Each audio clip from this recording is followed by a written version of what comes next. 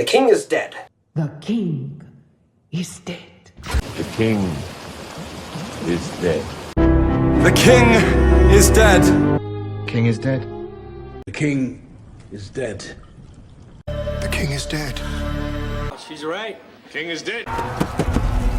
King is dead. Probably dead. The king is probably dead.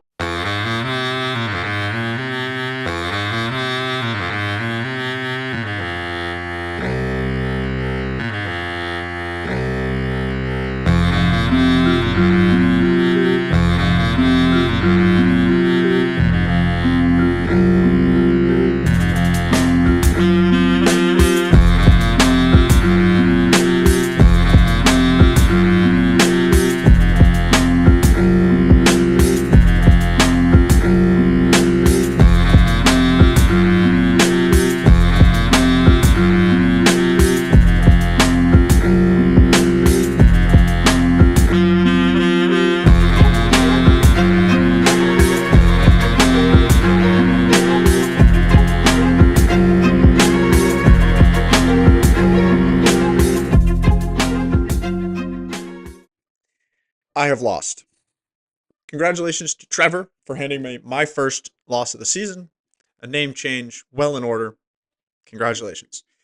My dream of a perfect season now ends after 10 straight victories, tying Bula's 2016 season and Pete's 2023 season for the most wins to open a fantasy football season.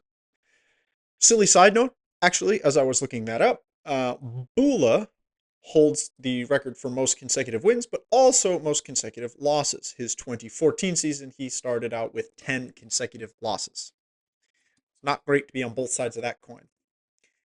Like a pitcher, going for a no-hitter, I never actually mentioned anything about my wins, my winning streak, or that I was undefeated, anything like this. I'm not superstitious, and the quote goes, but I am a little stitious. So I figured, why mention it? Why bring it up? Why enter this into the universe? But here we are. I lost. I've been humbled. Just like the Chiefs, I think it's a good idea to get this loss out of the season. The boys were in the locker room. They understand that this isn't going to be the easy road. And we're going for a championship. We're not going for 13 wins in a regular season. We're going for a championship. So, we're getting locked in. At the dawn of civilization, the Chinese were there, and they are still here. Hello, I'm Peter Weller. Welcome to History Time. Welcome back to History Corner. It's going to be a very simple piece of history this week. Brennan just broke our league's record for most points in a single week with a 187 on a motherfucker.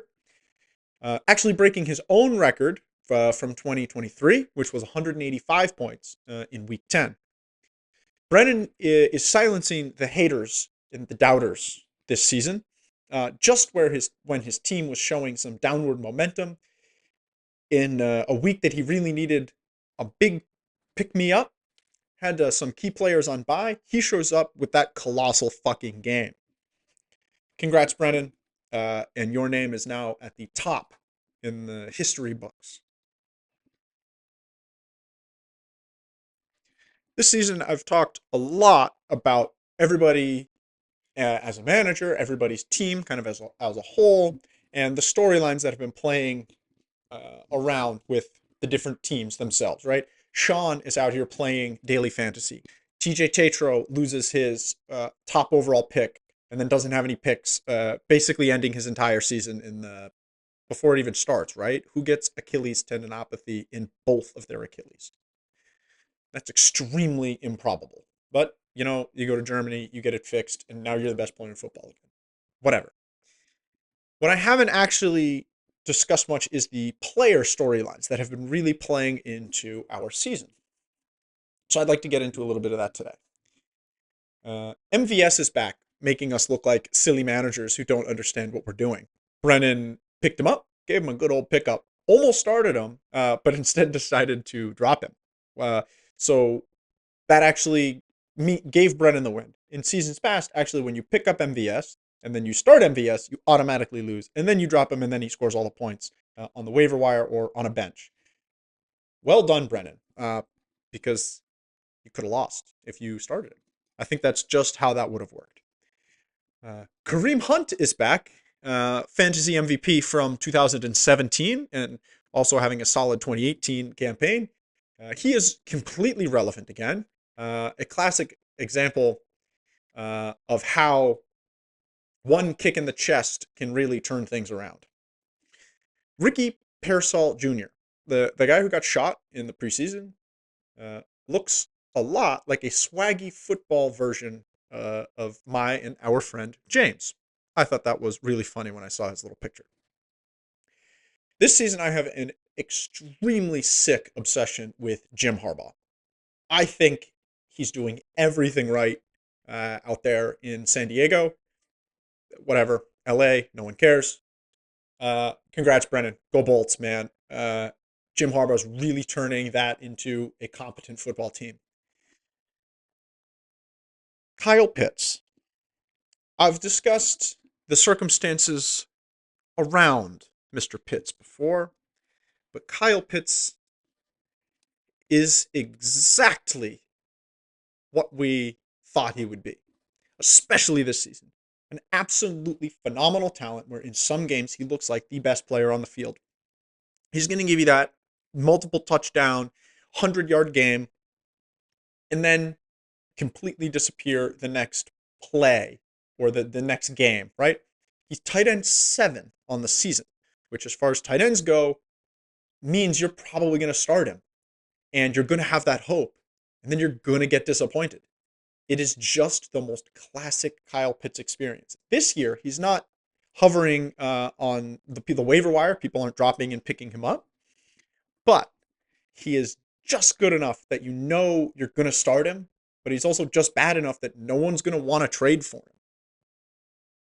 Good for you, Kyle Pitts. Stay on brand. I was looking into what player was added and dropped and has been on the most teams. The player I could find was DeAndre Hopkins. Has played for 4 people's different fantasy teams this year. Different circumstances behind quarterbacks and the teams he was on. A lot of change in his life. So, okay, fine, whatever. I liked this one. This is a fun one I found. Tim loves DeAndre Swift, one of Tim's guys, right? I was kind of keeping track of DeAndre Swift's success versus Tim's success during the season, and I was going to kind of put together something about the Swift saga, but Tim's team got completely derailed, and it really had nothing to do with DeAndre Swift. But after Tim traded away DeAndre Swift's been doing fine. But I think it's like the presence of DeAndre Swift, the promise of DeAndre Swift, the fantasy of DeAndre Swift. Tim has gone on to win 2 games in a row and average over 120 points. He implanted that sleeper agent onto Bula's team. Bula's scoring has dropped in the last 2 matchups to below 110 2 straight weeks. So, sleeper agent Swift is now here. I've watched football whenever I can, and Drake May looks like he's good at football. That's nice. And lastly, George Pickens. Lastly this week, let's check in on the playoff picture. Signey is officially eliminated. Fucking finally.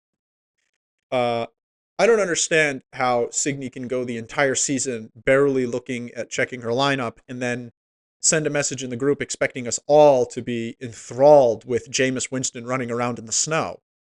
Like, pick a lane. You're in or you're out. You were threatening to leave the league earlier, and now you're like, look at this guy eating W's in the snow, huh? The Trevor Brennan Bula Wheel of Fortune took another spin last week when Brennan beat the shit out of Bula.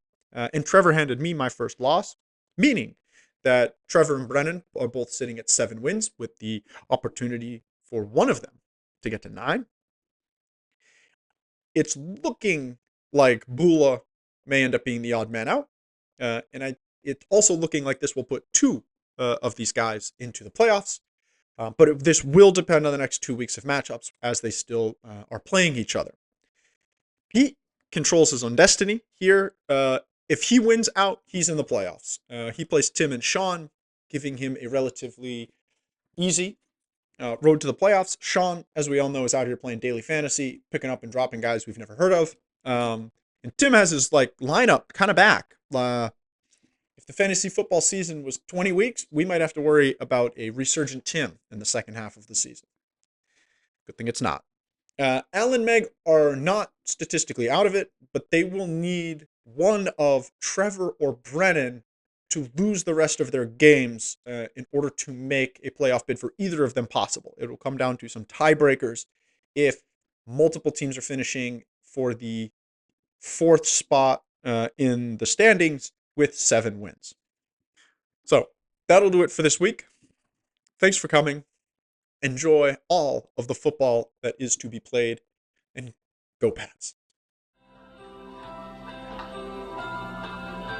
No way.